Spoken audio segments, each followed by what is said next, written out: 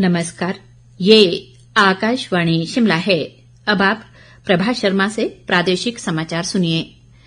मुख्यमंत्री सुखविंदर सिंह सुक्खू ने कहा है कि पूर्व की जयराम सरकार ने पनबिजली परियोजनाओं के साथ हुए एमओयू में हिमाचल के हितों को बेचा है।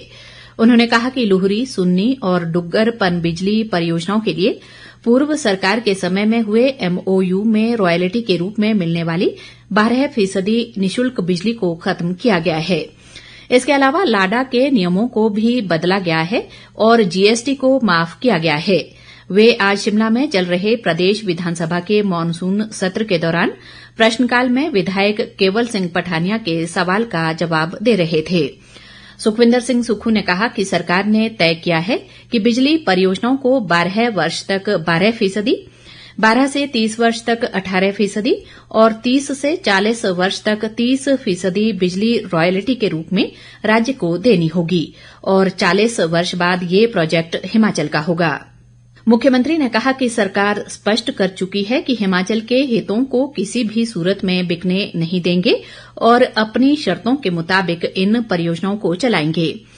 विधायक अनिल शर्मा के सवाल के जवाब में सुखविंदर सिंह सुक्खू ने कहा कि मंडी में नगर निगम परिसर में चल रहे कैंप हाउस को बंद कर दिया जाएगा। हिमाचल प्रदेश के प्रसिद्ध चिंतपूर्णी मंदिर परिसर में बनने वाले रज्जू मार्ग पर सरकार 76 करोड़ 50 लाख रुपए खर्च करेगी। इस रज्जू मार्ग का निर्माण सरकार द्वारा मंदिर परिसर की भीड़ को कम करने के लिए पीपीपी मोड पर किया जा रहा है। उप मुख्यमंत्री मुकेश अग्निहोत्री ने आज विधानसभा में विधायक राकेश कालिया द्वारा नियम 62 के तहत लाए गए ध्यानाकर्षण प्रस्ताव पर हुई चर्चा के जवाब में ये बात कही। अग्निहोत्री ने कहा कि इस रज्जू मार्ग के लिए सरकार गैप फंडिंग के रूप में 5 करोड़ रुपए दे रही है और शेष राशि प्रमोटर द्वारा निवेश की जा रही है। मुकेश अग्निहोत्री ने कहा कि इस मंदिर में हर साल 50 से 60 लाख श्रद्धालु आते हैं और इस रोपवे के लिए टेंडर हो गए हैं। उप मुख्यमंत्री ने कहा कि रज्जू मार्ग पर्यटन के लिए आकर्षण का केंद्र भी है और इसके माध्यम से श्रद्धालुओं को आने जाने की सुविधा के साथ साथ स्थानीय दुकानदारों व अन्य व्यवसायियों पर कोई विपरीत प्रभाव नहीं पड़ेगा। अग्निहोत्री ने कहा कि इसके विपरीत उनके कारोबार में वृद्धि होगी और नए रोजगार के अवसर सृजित होंगे।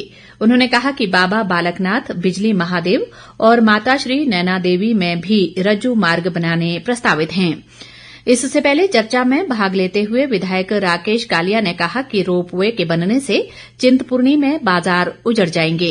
उन्होंने सुझाव दिया कि इस रोपवे को किन्नू में लगाया जाए, इससे लोगों का व्यापार बच जाएगा। उन्होंने सरकार से इस पर पुनर्विचार किए जाने की मांग की। नेता प्रतिपक्ष जयराम ठाकुर के घर की ड्रोन से निगरानी का मामला विधानसभा में आज जोर शोर से गूंजा और सदन में भारी हंगामा हुआ।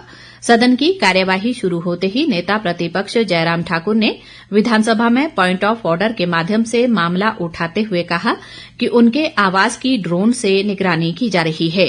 उन्होंने कहा कि आज सुबह 4 बार उनके घर पर ड्रोन घूमता रहा और दरवाजे व खिड़कियों तक पहुंच गया।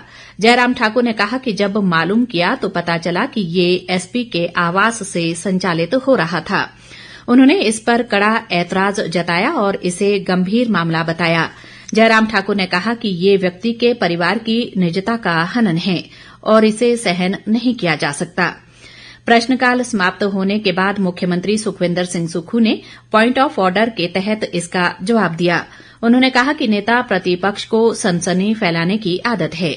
मुख्यमंत्री ने कहा कि ये हिमाचल पुलिस नहीं है। सुखविंदर सिंह सुक्खू ने तंज कसा कि कहीं ईडी और सीबीआई तो ये काम नहीं करवा रही है। उन्होंने कहा कि इस संबंध में वे केंद्रीय एजेंसियों से पत्र लिखकर जानकारी लेंगे और इसकी भी जांच करवाएंगे।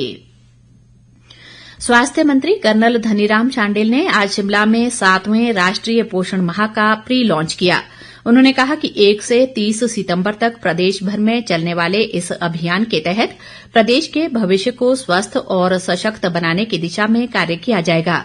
शांडिल ने कहा कि पोषण अभियान के अंतर्गत 6 वर्ष की आयु वर्ग के बच्चों में अल्प पोषण, अनीमिया व कम वजन और किशोरियों, गर्भवती महिलाओं व धात्री माताओं की समस्याओं का निराकरण करने की दिशा में कार्य किए जाएंगे। स्वास्थ्य मंत्री ने कहा कि अभियान के दौरान स्वास्थ्य व आयुष विभाग के समन्वय से जागरूकता शिविरों का आयोजन किया जाएगा। इसी के साथ ये समाचार बुलेटिन समाप्त हुआ। नमस्कार।